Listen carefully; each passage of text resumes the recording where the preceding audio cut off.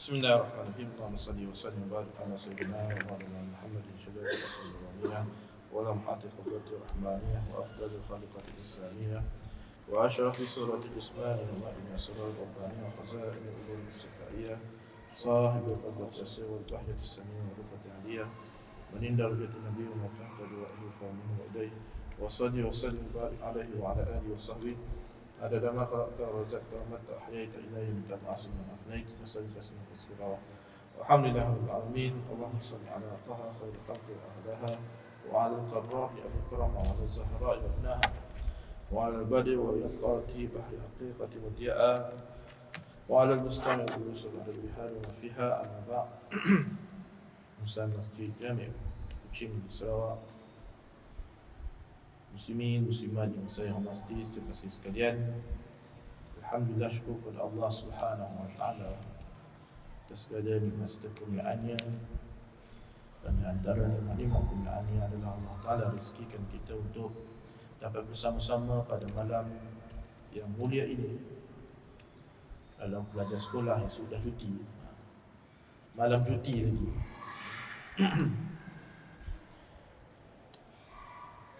Serta Allah Ta'ala pilih kita untuk dapat solat berjemaah bersama-sama. Pilih kita juga untuk bersama-sama di dalam majlis ilmu yang mohon kita mohon kepada Allah SWT akan keberkatan di dalam majlis ini, insya-Allah. Tidak lupa juga pada bahagian-bahagian pengurusan yang telah banyak membantu untuk menjayakan pengajian kita serta melancarkan program pengajian ilmu. Sebab mereka pesan pada saya, Ustaz jangan lupa beritahu pada jemaah, jangan lupa like page kita. Jadi kita beritahulah tuan-tuan yang ada Facebook, yang main Facebook lah, yang saya tak kenal Facebook tu apa. Tak boleh tolonglah yang ada Facebook, yang ada anak-anak yang menggunakan FB. Zaman secanggih kereta terbang ini, memang orang main Facebook sekarang ni. Apa-apa pun Facebook, iklan pun Facebook, semua FB semua. Ya, live pun Facebook juga.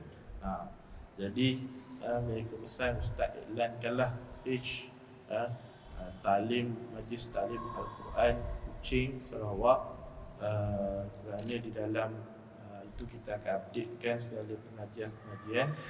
Masuklah pengajian di Masjid Jami' pada hari Rabu malam, Khamis setiap malam. Bila tuan-tuan like-kan program, sekarang ni kawan kita pun ada buat online.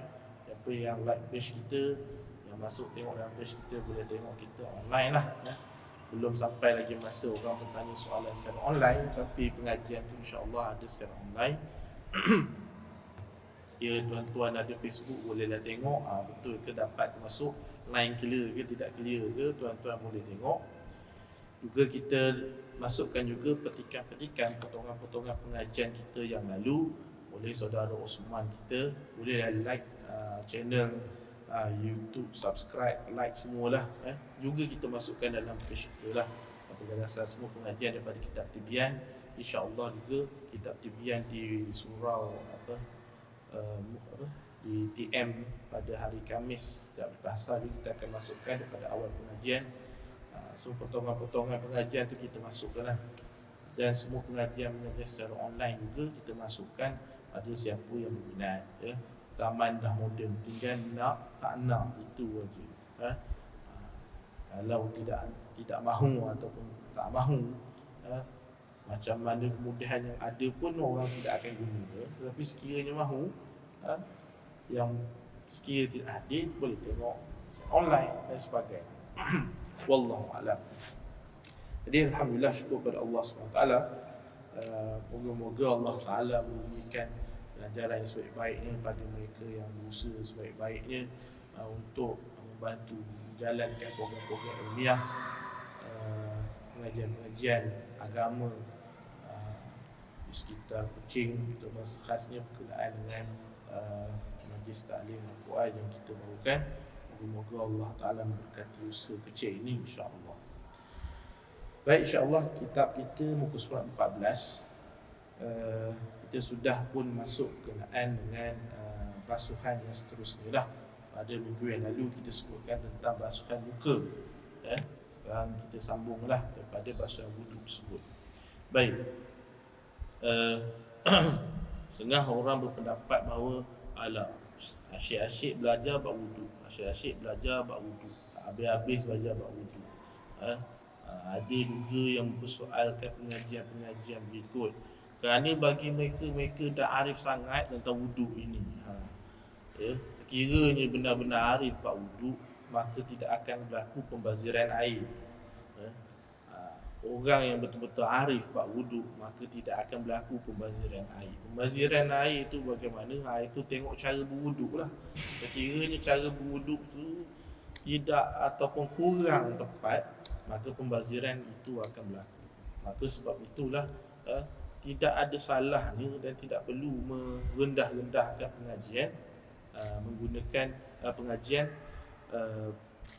asas-asas begini, kerana ini adalah setiap namanya ilmu, ia akan berkembang, ia akan berubah. Selama ini kita pernah mengaji dengan guru-guru kita yang pelbagai. Memang setiap orang ada syarahnya yang berbeza.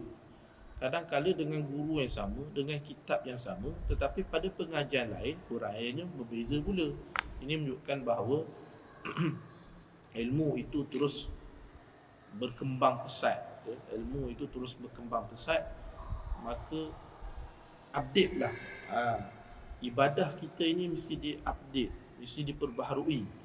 Kerana sekiranya kita tidak perbaharui, maka serupa itulah ibadah kita. Kita tidak ada pembaharuan langsung dan kita tidak akan meningkat pada yang lebih baik. Maka sebab itulah kena perbaharui amal ibadah kita, updatekan. Kalau sudah tahu begini, belajar pula begini. Ada juga orang berkata, Ustaz, susah sangat ke surah Fatihah, sampai orang buat kelas daurah pengajian dia talaqi khusus surah Fatihah. Kerana bagi mereka fikir ilmu surah Fatihah itu cukup setakat itu. Mereka dah hafal, mereka kata mereka sudah lengkap dengan itu. Sedangkan Fatihah itu masih banyak lagi yang mereka tidak tahu. Tapi kerana mereka cuma tahu setakat itu, mereka menyangkakan ilmu itu cuma setakat itu. Pernah juga saya mengajar satu kitab tajwid. Saya katakan kitab tajwid ini ada begini, begini dan begini. Dia belik. Maka dia katakan, Ustaz, saya dah lama belajar habis tajwid. Kenapa Ustaz kata ada tajwid ni, ada lagi berkaitan dengan tajwid? Syekh Ba'bullah rahimahullah ta'ala, seorang pengajar Al-Quran di Masjid Imam Dardir bersebelahan dengan Jami' Masjid Azhar Mesir, menghasilkan kitab Al-Bayan tentang tajwid, lebih tebal lagi daripada kamus Marbawi. Dah macam kamus Dewan Bahasa dan Pustaka edisi keempat. Sama tebal. Kitabnya membahaskan tentang tajwid sahaja, tajwid Al-Quran. Tidak masuk cerita pasal tafsir ke qiraat ke, tidak. Tajwid sahaja. Ini bahawa ilmu tajwid itu berkembang, tidak stop setakat itu sahaja. Begitulah juga seperti mana yang kita nak belajar ini, walaupun ia cuma ilmu berkenaan dengan wuduk, tetapi sekiranya betul-betul dah sempurna, maka nescaya kita ini tidak akan membazir air ketika berwuduk, ataupun menggunakan secara berlebihan, ataupun berwuduk secara tidak sempurna, ataupun dengan cara yang salah, ataupun sekiranya tidak salah pun kurang tepat. Maka sebab itulah kita mempelajari perkara ini. Moga-moga bertambah ilmu, bertambahlah kefahaman kita tentang walaupun amal ini amal yang sedikit. Tuan-tuan, kalau kita terus mula, baiklah, faslun berkenaan dengan miras, pembahagian harta. Baiklah, kalau saya mati, tuan-tuan, anak saya dapat berapa? Cuba beritahu sikit. Pening kepala itu. Kita nak bahas benda ni. Kalau belajar miras, tuan-tuan kena cekap matematik. Macam saya yang slow-slow, SPM tak seberapa matematik ni, saya pun slow, nak ajar pun slow. Jadi dia kena mahir matematik sedikit sebanyak. Jadi susah. Jadi kita perlengkapkan yang asas-asas. Maka sebab itu kitab-kitab banyak menghasilkan tentang bahasan-bahasan rubuk ibadah berkenaan dengan berkenaan dengan istinja, berkenaan dengan wudu, berkenaan dengan mandi sebagainya. apatah lagi di dalam mazhab Syafi'i ini kita banyak memfokuskan tentang kesempurnaan asas ini. Sekiranya sempurna asas ini, maka sempurnalah yang lain. Kalau tidak sempurna asas ini, maka tidak akan sempurna yang lain. Berbeza dengan setengah-setengah mazhab berkenaan dengan ibadah-ibadah ni tidak sedetail itu, tapi mereka lebih banyak fokuskan tentang muamalat. Umpama dalam mazhab Hanafi, mereka memfokuskan tentang halal dan haram. Tuan-tuan ceritalah pasal ibadah macam mana pun, kalau makan haram, haramlah juga. Kalau pakainya haram, tidak ke mana ibadah itu. Sempurnalah macam mana pun, wuduk, ibadah, solat sebagainya, tapi makannya haram, maka tidak akan ke mana. Maka sebab itu pandangan dalam pelbagai masalah. Baik, insya-Allah kita sambung muka surat 14 sambungan selepas membasuh muka. Qala musannif rahimahullah taala wa nafa'ana bi fid amin, yang bermaksud jangan tinggalkan perbuatan menyelati janggut yang tebal. Setelah itu basuhlah tangan kananmu dan kemudian tangan kiri beserta kedua siku sehingga pertengahan lengan atas. Kerana perhiasan di dalam syurga akan dipakaikan pada tempat yang terkena wuduk. Ketika membasuh tangan, ucapkanlah. Baik, di sini sekiranya tuan-tuan ini ada ialah muka tu ala-ala Arab sikit, muka macam Osama bin Laden. Jambang tebal. Jambang tebal. Tuan-tuan, di dalam bahasa Arab ini dia ada beza. Setiap bulu dekat muka itu ada nama yang berbeza. Bukan bila kita katakan lihyah tu sepenuh-penuh itulah bulu segala penuh-penuh itulah lihyah. Salah. Itu pentingnya tahu takrif. Jadi takrif lihyah itu. Yang segenggam di situ, yang di bawah dagu itulah lihyah. Selain daripada itu namanya dah lain. Lihyah itu di situ. Lihyah dengan terjemahan janggut itu di situ. Yang ini dah nama lain. Penuh-penuh ni dah lain.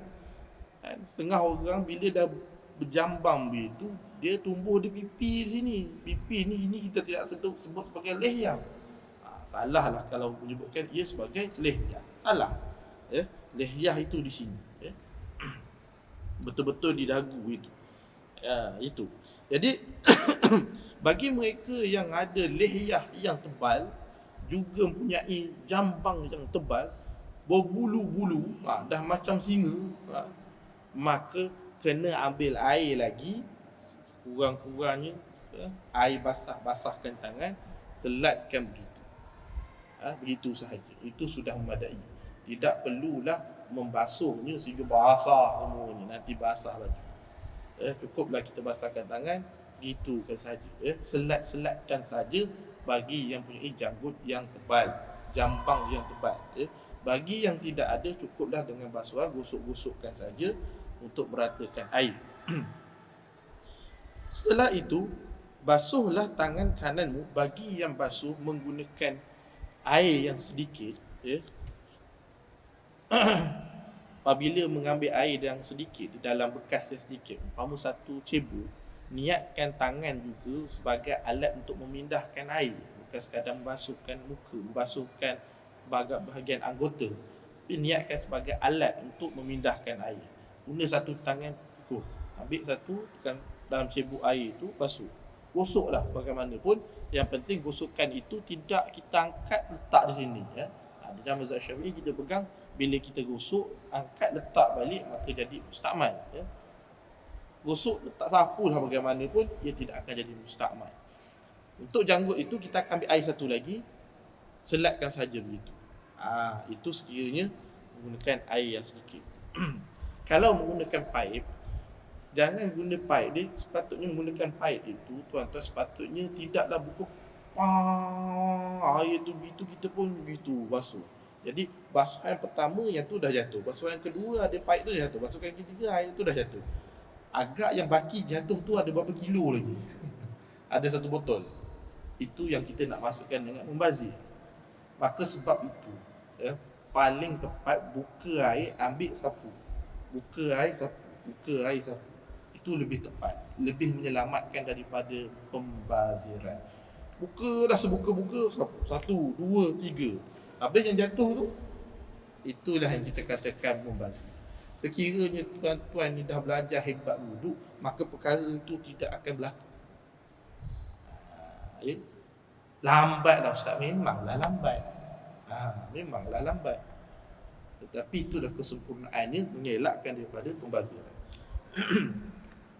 Dan ucapkanlah, baik, seterusnya, kemudian basuh, setelah itu basuhlah tangan kananmu dan kemudian tangan kiri. Basuh tanganlah biasalah untuk berwuduk, beserta kedua siku sehingga pertengahan lengan atas. Di dalam Al-Quran batuk kan mana? Di dalam Al-Quran menyebutkan fagsilu wujuhakum wa aydiyakum ilal marafiq. Jadi daripada lepas basuh muka, basuh tangan sehingga ke siku, ke siku. Jadi ini menunjukkan bahawa cara basuhan itu mesti daripada jari. Isyarat daripada ayat Al-Quran itu menunjukkan bahawa basuhan itu daripada tangan. Maksudnya kalau paip itu di sini, begitu sepatutnya. Begitu. Bukan paip itu di sini, kita basuh begini. Situ. Sah juga. Ini bukan isu tidak sah. Cuma kaedah. Kaedah. Jadi begitu. Daripada paip itu mencurah begitu. Sebab ilal marafiq. Jadi daripada tangan kepada siku. Kemudian tangan kiri beserta kedua siku sehingga pertengahan lengan atas. Nak beritahunya bahawa sekiranya basuh lebih daripada siku pun tidak mengapa. Siku kita lebih sikit, sampai ketiak pun tidak mengapa. Contohlah tuan-tuan ni basuh berwuduk dalam kolam, rendam tangan sampai ketiak, ia tidak digelarkan membazir, tuan-tuan ya. Kerana seperti dalam hadis, saya kurang pasti dalam kitab ini ada sebut ke tidak hadis sebut, basuhan yang lebih itu menjadi cahaya di hari akhirat kelak. Kerana perhiasan di dalam syurga akan dipakai kepada tempat yang kita kenal. Perhiasan umpama cahaya disebutkan bagi tempat-tempat yang kita basuh lebih. Sekiranya basuh muka, basuh dah lebih sedikit. Bukan basuh telinga, basuh tu lebih sikit. Bawah. Lengan dekat sampai ketiak. Kaki dekat sampai betis. Tidak mengapa. Ketika membasuh tangan kanan, ucapkanlah Allahumma atini kitabi biyamini wa hasibni hisaban yasira. Kurniakanlah buku amalanku dengan tangan kanan, hisapkanlah aku dengan hisap yang mudah. Menyebut doa ini. Ada yang kata ustaz nak sebut ke baca dalam hati, sebut. Ucapkan, sebab itu disebutkan ucapkan. Dalam hati kita tak sebut ucapkan, kita kata niatkan. Ucapkan, maksud sebut dengan mulut. Bagi tangan kiri, Allahumma inni a'udzubika an tu'tiyani kitabi bishimali aw min wara'i zahri. Ya Allah, aku berlindung denganmu agar engkau tidak memberikan buku amalanku padaku pada tangan kiriku atau dari belakangku. Wajibkah kita meratakan menggunakan tangan? Yang penting meratakan air itu. Cuma biasalah, sekiranya kita meratakan air tanpa menggunakan tangan, bantuan tangan yang sebelah lagi untuk meratakan air, sudah pasti kita akan menggunakan air dengan jumlah yang banyak. Maka sebab itu kita menggunakan air yang sedikit, dan dengan air yang sedikit itu kita gosokkan tangan. Sekiranya kita cuma mengharapkan air itu merata, maka bayangkan tuan-tuan kalau ini paip ni gitu kan, tak rata ke air kan. Punya lah malas kita nak gosok kan, begitu masalah kan. Maka sebab itulah kita adanya kaifat menggunakan tangan satu lagi untuk menggosok. Walaupun ia bukanlah tangan satu lagi itu wajib untuk menggosok. Bukan wajib untuk menggosok, tetapi ia membantu untuk meratakan air tanpa pembaziran air yang lebih. Baik. Qala, kemudian diputilah kepalamu dengan sabun air. Ini semua yang Imam Ghazali sebutkan dalam kitab ini memang sudah pun tersebut di dalam hadis. Cuma tidak disediakan hadisnya secara satu persatu, apatah lagi menyebutkan sanadnya. Sekiranya menyebutkan sanadnya beserta hadisnya, tuan-tuan kitab kita ni akan jadi lebih tebal lagi dan harganya tidak akan jadi RM27 lah. Jadi sebab itu Imam Ghazali tidak meletakkan hadisnya satu persatu, serta juga tidak meletakkan sanad-sanadnya seperti mana kitab-kitab Imam An-Nawawi, antara kitab-kitabnya juga menyebutkan, seperti yang kitab Hisnul Hasin juga disebutkan tentang amalan-amalan ini. Qala musannif, kemudian liputilah kepalamu dengan sapuan air, iaitu kamu basahi dua tangan, sebab namanya sapuan bukan basuhan. Basahi dua tangan, kemudian hujung jari jemari tangan kanan dan kiri letakkan di bahagian hadapan kepala, gerakkan keduanya sehingga ke belakang tengkuk, lalu kembalikannya semula ke bahagian hadapan kepala.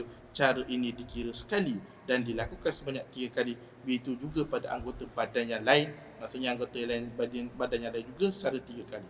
Ucapkanlah bagaimana sekiranya air paip, tuan-tuan, air paip tu buka paip, itu basuh kan, letakkan pakai 2 tangan, air tu basuh, pak gitu. Gosokkan saja kan, untuk kita ratakan, niat untuk mengatakan air, memindahkan air menggunakan tangan. Basuh, itu gosok, sapu begitu. Tekapkan begitu. Sebab tu dia kata, temukan hujung jari jemari dan tangan kiri, letakkan di bahagian hadapan kepala. Ni depan kepala, hadapan kepala. Gerakkan kedua-duanya sehingga ke belakang tengkuk. Belakang tengkuk. Iaitu lalukan kembali semua ke bahagian hadapan kepala, depan. Baru sekali. Tu cara basuh. Kaifiat. Boleh tak basuh begitu? Boleh. Ini isunya kaifiat, cara. Cara basuhan itu. Jadi basuh baru sekali. So begitu, baru 2 kali. Kemudian basuh lagi 3 kali. Itu pipe. Kiranya kolah tu biasalah kan, basahkan saja, tak gitu ya, ke tengkuk, balik semula ke depan, baru 1 kali basuhan. Buat perkara tersebut sebanyak 3 kali untuk mendapatkan sunatnya. Ada lagi satu kaifiat, tapi kaifiat ni dah jarang orang buat sebab orang dah malas pakai serban. Orang dahulu pakai serban, apatah lagi serban zaman-zaman dahulu lagi ya. Tuan-tuan, Syekh Abdullah Syarqawi, Imam Syekhul Azhar yang ke-12, sorbannya ya Allah besar sekali. Besar serbannya. Sangat dikenali dengan serban yang besar. Bila dia solat, nak sujud, dia letak dulu serbannya baru sujud. Nak semayang, nak berdiri baru dia pakai balik. Besar serbannya. Diberikan oleh, diazahkan oleh Syekh Amin Kurdi. Jadi beliau juga adalah antara pejuang yang menentang serangan daripada Perancis ke bumi Mesir, serta dipenjarakan atas perjuangan beliau menentang penjajah. Syekh Abdullah Syarqawi. Banyak penghasilan penulisan kitab beliau. Antara penghasilan beliau termasuklah kitab hikam, syarah hikam Ibn Atha'illah. Dia lebih dikenali sebagai hikam lah, kitab hikam juga Jadi orang yang ada serban begini lekat pula. Kalau orang dulu serban putih, tunggu kuning baru cabut. Dia pergi jalan, pergi pasar, naik motor, semua serban itulah, dah kuning baru cabut. Tidur je tangan, lain daripada tu, itulah lekat di atas kepala. Jadi bila nak berwuduk, boleh begitu saja. Itu basuhkan sedikit. Jadi air lain tu sapukan di atas serban. Sapu di atas serban. Ada pula yang tanya, Ustaz, basahlah serban. Dah basuh dengan air, memang dah basah. Basuh sedikit atas dahi, dia basuh di atas serban. Itu kaifiat cara lama. Sekarang tidak ada lagi cara itu sebab orang dah susah nak pakai serban. Lalu kembalikan baik itu. Cara ini dikira sekali. Kerana dalam mazhab Asy-Syafi'i, syaratnya sekurang-kurangnya 3 helai rambut di kawasan kepala. Jangan tuan-tuan salah fikir pula 3 helai rambut. Rambut macam undertaker. Sampai ke sini. Basuh sini. 1, 2, 3. Salah. Mesti dekat kawasan rambut, kawasan kepala. 3 helai tu mesti di kawasan kepala basuhannya. Habis kalau botak, botak pada arah lah tuan-tuan. Basuh sajalah bahagian kepala itu. Cara dikira sekali dan lakukan sebanyak 3 kali. Begitu juga pada anggota badan yang lain juga dibasuh sebanyak 3 kali untuk mendapatkan sunnah. Bacalah doa, Allahumma ghashini birahmatika wa anzil alayya min barakatika wa adhillani tahta dhil arshika yawma la dhilla illa dhilluk. Allahumma harim sya'ri wa bashari ala nar. Ini doa basuhan kepala. Dalam mazhab lain basuh kepala sekali telinga. Basuh kepala sekali telinga terus. Ya. Tapi dalam mazhab Syafi'i kita perlu ambil air lain untuk basuh, ambil air yang lain untuk basuh telinga. Sebab itu dah ada penggan seterusnya. Qala musannif, kemudian sapulah air di kedua telingamu pada bahagian luar dan dalam. Telinga itu ada zahir dan batin. Telinga batin yang keruk-keruk ni telinga batin, belakang ni telinga zahir. Istilah dia. Air dengan air yang baharu. Jadi Imam Ghazali ni seolah-olah muyul kepada mazhab Syafi'i. Air yang baru dan masukkanlah kedua-dua jari telunjuk ke dalam ruang kedua-dua telingamu serta sapulah air ke bahagian belakang kedua-dua telingamu itu dengan menggunakan ibu jari. Cara dia begini dah, menggunakan dua jari. Ya, menggunakan dua jari.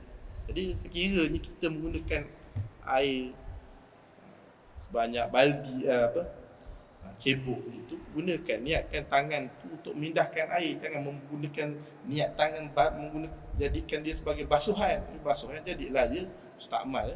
Celupkan saja dua jari, yang jari telunjuk itu ke dalam telinga, ikut jelah gerakan kerut-kerut itu. Tapi belakang itu di sini, kan? Ikut di sini, pegang di sini, tarik. Itu baru satu. Ini letak di sini, ikutlah lubang-lubang ni, pegang sap. Dua tu. Kan 3 kali habis. Kan sedikit guna air kan. Kan wuduk air pakai shower kan. Mandi satu badan Sapu, kemudian masukkan kedua telinga dan menggunakan ibu jari. Sebab dia kata ibu jari. Jadi belakang ni gunakan ibu jari. Ucapkanlah Allahumma ja'alni minal ladzina yastami'una al-qawla fayattabi'una ahsana. Allahumma asmi'ni munadiyal jannah fi jannati ma'al abrar. Ini satu amalan yang dah lama juga tidak ada, dan seterusnya. Kalau misalnya kemudian sapulah air ke tengkukmu. Basuh air ke tengkuk. Orang sekarang dah tak amal dah basuh air dekat tengkuk.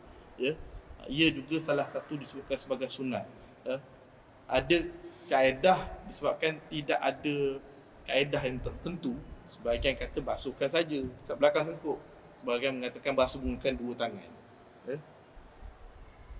Yang penting basuhlah di belakang tengkuk itu. Ada doanya, Allahumma fukka raqabati minan nar wa a'u raqabati minan nar wa a'udzubika minas salasili wal aghlal. Doa basuh tengkuk. Sebab tu tuan-tuan, orang dulu bila wuduk dia basuh tengkuk. Tuan-tuan tak percaya cakap saya, tuan-tuan beli muqaddam lama. Dalam muqaddam lama, ada gambar yang kecil, petak-petak tu juga gambar wuduk. Ada gambar dia tunjuk situ. Siap dia beritahu lagi dalam tu sunat dalam mazhab Hanafi. Tuan-tuan belajar muqaddam macam budak-budak ni dah tahu mazhab Hanafi. Tuan-tuan tak percaya cakap saya, belilah kitab muqaddam. Buku muqaddam. Tuan-tuan, buku muqaddam ni tinggi sebenarnya. Walaupun sebenarnya ia adalah asas untuk belajar Al-Quran. Tapi dalam muqaddam macam-macam berapa cerita. Sebelum masuk bab, lepas alif, batas, jim semua tu, kalau saja amin musal itulah semua itu aminun apa itu. Last sekali. Kemudian bab sebelum masuk surah Wadduha, disebutkan Fatihah, Wadduha sampai surah An-Naba, juzuk 30. Sebelum masuk itu dia ada bab nombor-nombor. Abajdahu suti kalamun sofas. Nombor-nombor bahasa Arab zaman dahulu. Orang dahulu, zaman dahulu orang Arab tidak meletakkan nombor dengan nombor 1, 2 dia buat begitu tu kan, yang kita tahu 3 ada gigi tu. Tidak. Orang dahulu, Arab dahulu menggunakan nombor 1 alif, nombor 2 ba, nombor 3 jim, nombor 4 dal, nombor 5 ha. Jadi kumpulkan itu nombor-nombor tu, bawah tu dia tak siap-siap, dalam muqaddam pun dah belajar. Tapi kita je yang tak perasan. Ya, kita saja yang tak perasan. Tuan-tuan ambil tengok muqaddam tu, kalau jumpa tuan-tuan kira lah nama tuan-tuan berapa. Ha berapa, macam nama saya. Ha berapa, nun berapa, kira lah nombornya berapa. Orang dulu buat amalan gini. Daripada kiraan nama nombor tersebut, nama kita kira dapat nombor bilangan nama sendiri. Daripada bilangan nombor itu, tengok Asmaul Husna bilangan nombor apa yang sama dengan kiraan itu, yang dijadikan zikir. Bilangan itu, Asmaul Husna yang itu dengan bilangan yang itu. Dah cukup. Dia tak boleh lebih-lebih. Nanti orang kata kita belajar huruf pula. Dia masuk benda lain. Jadi cukup setakat itu. Nak sebutkan bahawa di dalam muqaddam ada ilmu itu, walaupun tidak tinggi mana. Kemudian setelah itu basuhlah kaki kananmu, kemudian kaki kiri sehingga ke buku lali. Disebutkan buku lali supaya kita ambil perhatian terhadap buku lali, ya. Kerana ada hadis yang khas ceritakan tentang membasuh kaki, tetapi tidak perasan, terlupa ataupun terlepas untuk membasuh buku lali. Dan sila jari-jari kakimu dengan menggunakan jari kelingking tangan kiri bermula dengan jari kelingking kaki kanan sehingga berakhir jari kelingking kaki kiri, serta masukkan jari-jari di antara jari-jari kaki dari tapaknya. Begini cara tuan-tuan. Bila kita basuh kaki sehingga ke buku lali tadi, untuk kaki kanan jari kelingking kiri, untuk kaki kiri jari kelingking kanan. Jadi cara dia begini. Maaf saya tunjuk. Ya, lepas basuh kaki itu, bermula begini, selat dia begitu. Cara menyelatnya begitu. Cara menyelatnya kita masukkan di situ. Bermula daripada ibu ni, jari ni. Itu kiri begitu. Kan kanan. Begitu saja cara menyelat. Begitu saja cara menyelat wuduk. Wuduk kaki, ya. Dah sebut dah, kitab dah sebut. Ucapkanlah Allah mastabit qadami ala sirati mustaqimi ma'aqdami ibadikas salihin. Jadi kita ni sebenarnya sedang berusaha untuk meniru sebaik-baiknya cara yang diajarkan oleh baginda SAW, meniru sebaik-baiknya sunnah baginda SAW, supaya tujuannya supaya kita merasa lebih dekat dengan baginda SAW. Begitu juga ketika basuh kaki kiri, kamu hendaklah mengucapkan Allahumma inni a'udzubika an tazilla qadami ala sirat fin nari yawma tazillu aqdamul munafiqin wal musyrikin. Ketika basuh kaki baca doa ini. Qala, pastikan air disampaikan ke tengah betis. Pastikan itu sekiranya kita basuh lebih sedikit. Pastikanlah ulangan sebanyak 3 kali pada setiap perbuatan wudukmu. Ulangkan sebanyak 3 kali untuk dapatkan sunat. Apabila selesai berwuduk, angkatlah pandanganmu ke langit dan ucapkan, ya tuan-tuan, pandang ke langit itu sunnah ketika baca doa lepas wuduk. Walaupun tuan-tuan dekat dalam bilik air dekat rumah tu memang tak ada jumpa langit, tapi begitu juga. Sebab itu tuan tengok dalam TV ke, dalam buku-buku wuduk ke, bila doa gambar dia begitu. Bukan saja-saja tuan-tuan, begitu. Memang sunnahnya begitu. Jadi baca doa asyhadu an la ilaha illallah wahdahu la syarikalah itu, doa selepas wuduk itu dengan menghadap ke arah kiblat dan pandang ke tanya. Wa asyhadu anna Muhammadan abduhu rasul. Subhanallah subhanakallahumma bihamdik asyhadu an la ilaha illa anta amiltu su'an wa zalamtu nafsi astaghfiruka wa atubu ilaik faghfir li wa atub alayya innaka antat tawwabur rahim. Allahumma ij'alni minat tawwabin wa ij'alni minat tatahhirin wa ij'alni min ibadika as-salihin wa ij'alni saburan syakuran wa ij'alni azkuruka dzikran katsiran wa usabbihuka bukratan wa asila. Panjang doa ya. Baguslah doanya, bagus. Amalkanlah insya-Allah ya. Naik ke langit ya, baca doa. Sebelah. Itu terjemahan dia, tuan-tuan bacalah. Qala, kita cuba habiskan sebelum sampai adab mandi lah. Siapa yang baca semua doa ini dalam wuduknya, maka keluarlah segala dosa daripada seluruh anggota badan. Dipateri wuduk tersebut dengan kesempurnaan dan diangkat menuju ke bawah arash. Wuduk ini sentiasa bertasbih kepada Allah Ta'ala, menunjukkan serta ditulis sebagai pahala wuduk sehingga hari kiamat. Sebab itulah setengah waliullah mengatakan apabila seorang itu berwuduk, maka dapat mereka lihat secara kasyafnya setiap titisan air wuduk itu jatuhlah dosa-dosanya. Maka sebab itulah tidak digalakkan ataupun disarankan supaya setiap kali lepas wuduk tidak dikeringkan. Tidak dikeringkan dengan segera. Biar air itu menitis. Baik. Qala jauhi 7 perkara ketika berwuduk. Ini makruh ketika wuduk. Makruh dalam wuduk.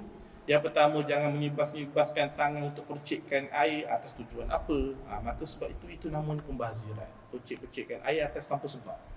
Jangan menamparkan muka dan kepala dengan air. Maksudnya dengan air sebab kita sapukan dengan sempurna, bukan kita tamparkan saja begitu air. Macam iklan Fair and Lovely kan, dia basuh muka, kan air tu begitu aja kan. Mudah nak faham. Fair and Lovely. Jangan bercakap-cakap ketika wuduk. Macam-macam story nak cerita ketika wuduk. Waktu lain ada orang usah kata tengah berak boleh sembang. Macam-macam cerita. Member dia berak sebelah, dia berak sebelah. Macam ni tu. Macam-macam cerita.